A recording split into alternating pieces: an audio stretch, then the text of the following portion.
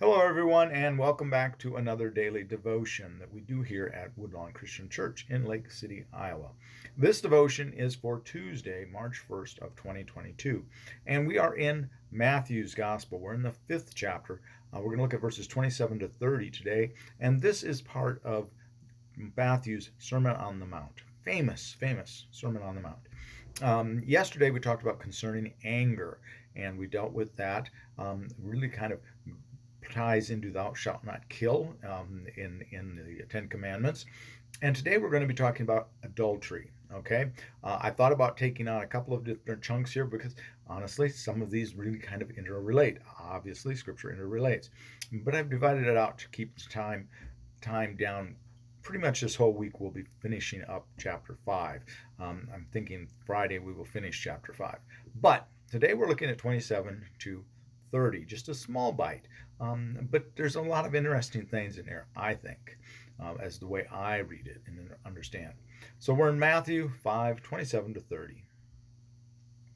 You have heard that it was said, "You shall not commit adultery." But I say to you that everyone who looks at a woman with lust has already committed adultery with her in his heart.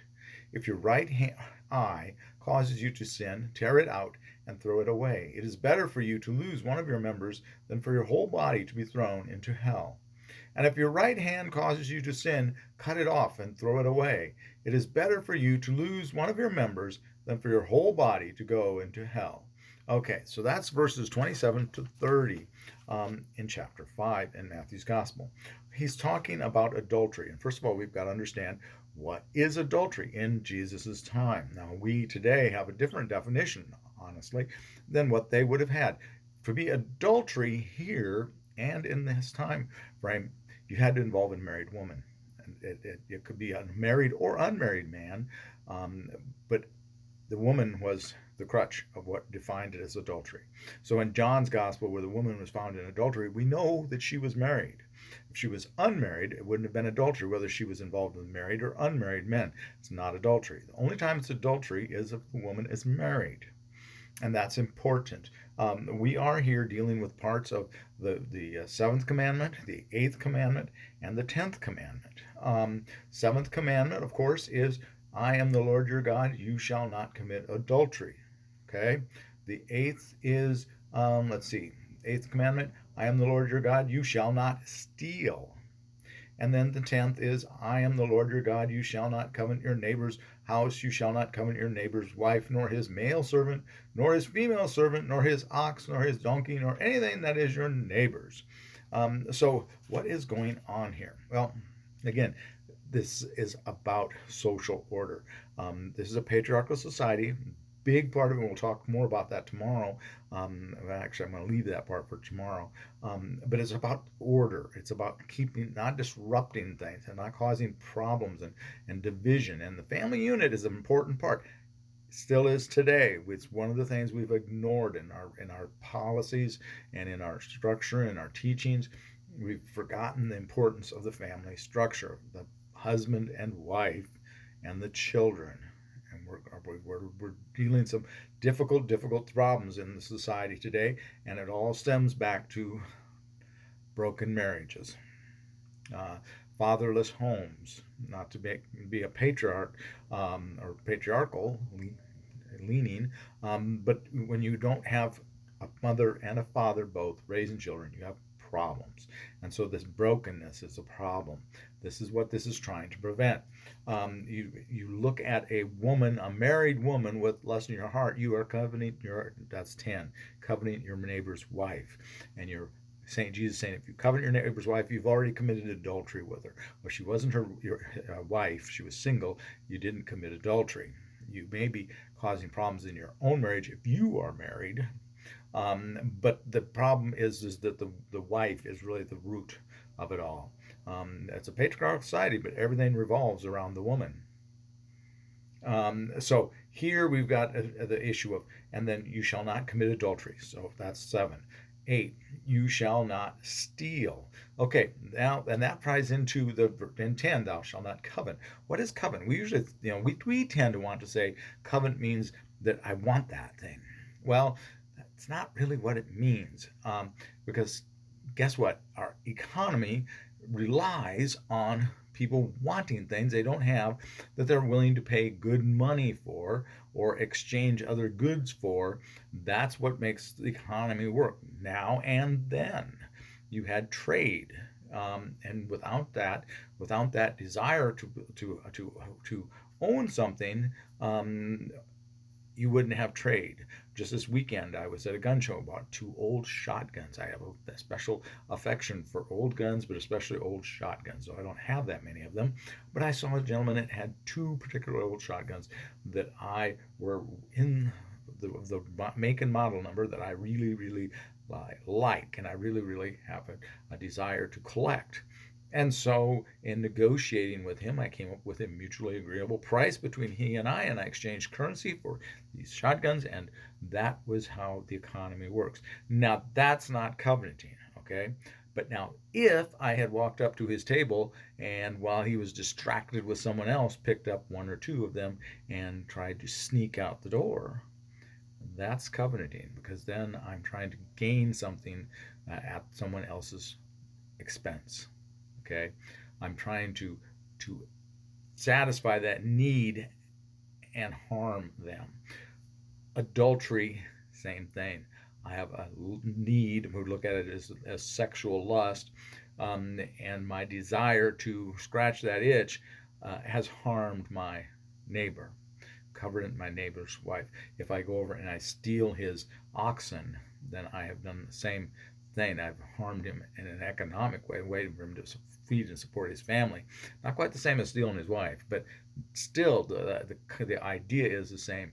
Now, we would extrapolate that to the husbands. We wouldn't today, because we don't have that same patriarchal thing, so that we don't, unfortunately, in some ways, I think we don't put women up on quite as much of a pedestal as they did in that time.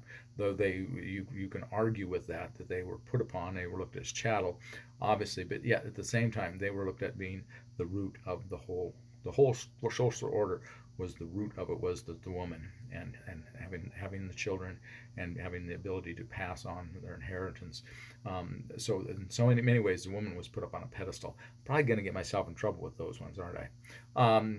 I always do get in trouble. But at any rate, today we would look at it as being adultery, being either the husband or the wife being involved with someone. And today we would look at it as being whether they were married or not married, because we have we should have a desire to not disrupt the family unit. Back to that whole thing. So that's greatly what it's about. But this bit of scripture, I think, really, really does focus on the 7th commandment, not committing adultery. Again, that's a married woman, because of the importance of the family structure. 8, stealing. You're just taking something without giving remuneration for it, without giving just value for it. You are wishing to harm another person, and whether that would be a man or a woman, doesn't matter. You're wanting to harm another to benefit yourself, and that's frowned upon. Whether that would be stealing, whether that's making a deal with them that you know is a unbalanced deal. So that could be, I could look at that as you stole, literally, you figuratively stole something from them. You knew it had a bigger value than what they knew, and you took advantage of that lack of knowledge on their part to enrich yourself. To me, that would be stealing.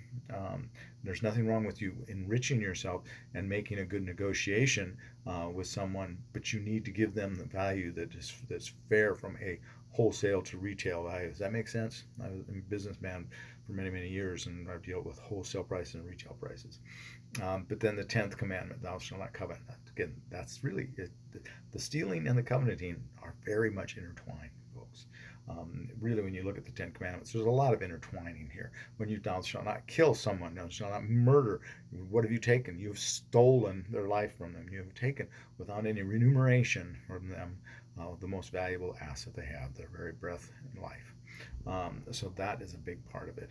And when you take someone's wife, you take away their potential to have children pretend to have their ancestors and descendants, rather, to have descendants and to pass on to their descendants, for their genetic code to pass into the next. You've stolen from them. So there's a great deal of that that's there. These are important. It's an important bit of verses in the Sermon on the Mount, not to be committing adultery. And the very fact that you're thinking about it means you're in danger of doing it. Jesus is saying, if you're just thinking about it, shame, shame, shame. And of course, these are verses, if we think of it that way, however you look at that, when you are causing problems with your own relationship and your others' relationships, you're harming your spouse if you're causing problems with looking at someone else, or you're harming someone else's relationship if you are not encumbered. That's a bad way to say that. If you're not married, you're still hurting someone else's relationship if the other person is married. So you don't do that. You don't dance up to that line.